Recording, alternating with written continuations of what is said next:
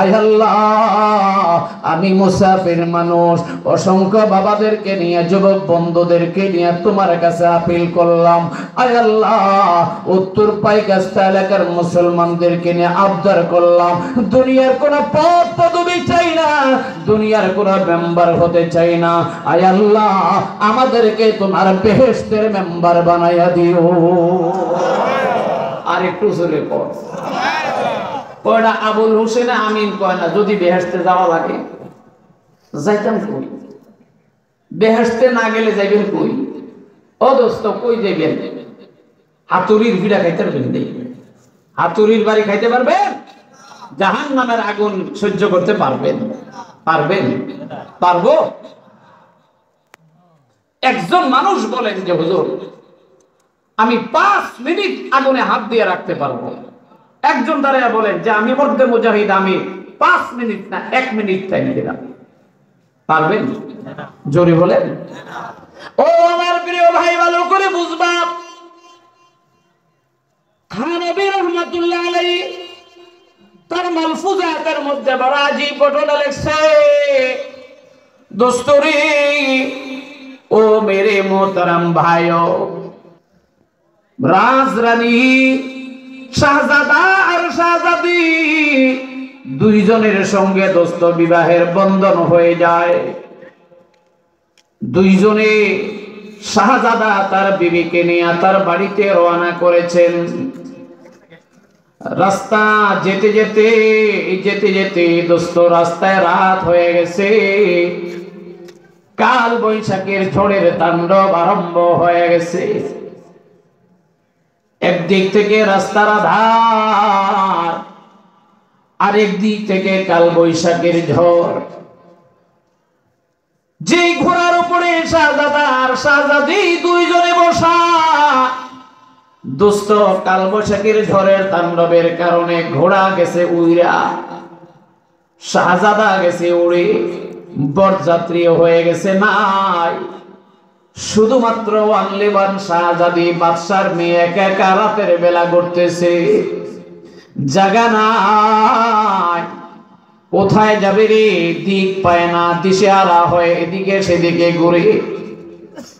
লম্বা রাস্তা অন্ধকারে ঘুরতে ঘুরতে হঠাৎ করে দেখি বাবুরহাট কলেজ মাঠের চৌরাস্তার মাথা দেখে উত্তর পাইকাস্তা এলাকার এখানে একটা জঙ্গলের মধ্যে, ঝুপড়ির মধ্যে, এই উত্তর পাইকাস্তা এলাকার একজন নওজওয়ান তাগড়া যুবক এই ঝুপড়ির ভিতরে বসে বসে আল্লাহ পাকের জিকিরে মশগুল। জোরে কোন মারহাবা।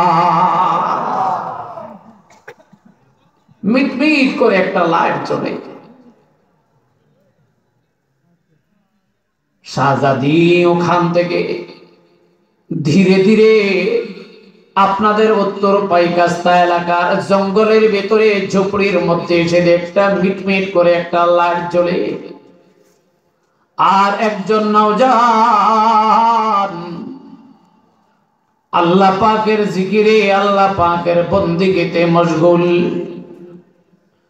শাহজাদি ডাক দিয়ে কয়ে, যুবক, ব্যাপার কি? চতুর্দিকে কাল বৈশাখীর ঝড়ে গাছ গাছালি, বাড়িঘর, বিল্ডিং, অট্টালিকা ভেঙে একাকার হয়ে গেছে। আমার বরযাত্রীর মধ্যে হাজার হাজার মানুষ ছিল, আমার বাবা খাওয়ায়া আমাকে শ্বশুরালয়ে বিদায় করে দিয়েছে, তারাও মারা গেছে। এ জওয়ান, বিষয়টা কি?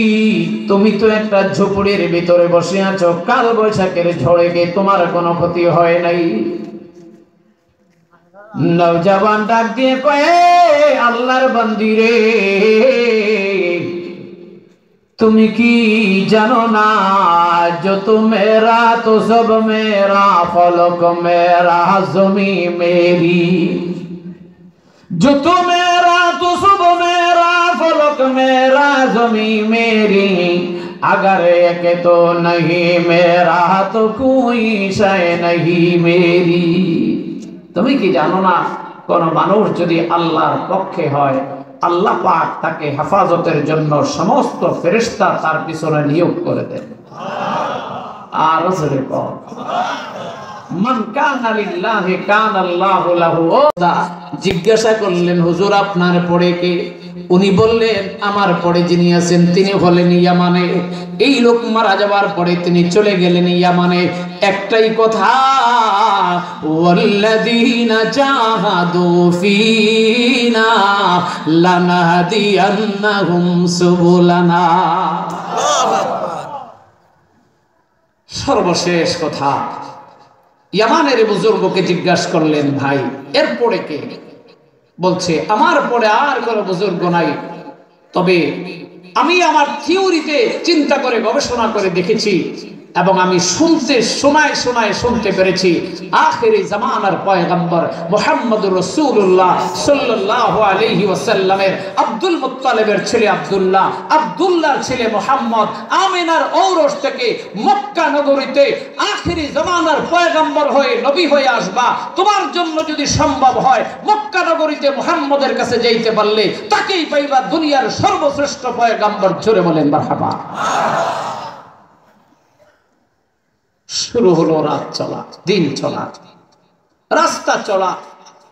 হযরতে সালমান ফারসি ইসলাম কবুল করার পরে তিনি বলেছেন নবীর চাচা আব্বাস রাদিয়াল্লাহু তাআলা আনহুর কাছে যে আমার জীবনটা এত তিক্ত, আমি 10 বার 10 জায়গায় গোলাম হিসাবে বিক্রি হয়েছি, 10 জায়গায় আমাকে কিনে নিয়েছে, 10 জায়গায় আমি বিক্রি হয়েছি, 10 জায়গায় আমাকে ক্রয় করা হয়েছে, 10 জায়গায় আমাকে বিক্রি করা হয়েছে। আল্লাহু আকবার। গোলাম বুঝেন তো? গোলাম। 10ম বার কিনা একজনে নিয়ে আসছে মদিনার কাছে। বনি কুরাইজা গোত্রের একজন খেজুর গাছের মধ্যে হযরতে সালমান ফারসি কথা কাজ করে। মালিকের বন্ধু গাছের নিচে বসা। এই মুহূর্তে একজনে ডাক দিয়া কয় ভাই খবর পাইছনি? বলে কি? বলে খবর হইল মক্কা নগরীতে একজন নবী আসছে যার নাম নাকি মুহাম্মদ, উনি কুবা পল্লীতে আছেন। চিল্লায় বলেন মারহাবা। আমার নবী এখনো মদিনায় ঢোকে নাই, কুবা পল্লীতে আমার নবী অবস্থান করছেন। লম্বা কথার শেষ কথা, সালমান ফারসি নেমে কয় ভাই কার কথা বললেন? এই কথা বলার সঙ্গে সঙ্গে এমন জোরে টাস করে দুটা থাপ্পড় লাগাই দিল সালমান ফারসি কয় আমার 2 কান দিয়ে রক্ত বের হয়।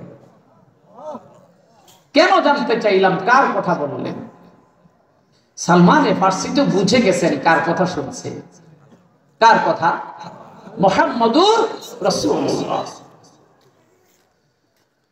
দেরি হয়ে গেছে, আজকের আলোচনা আর আমি দীর্ঘায়িত করতে চাই না। এখানে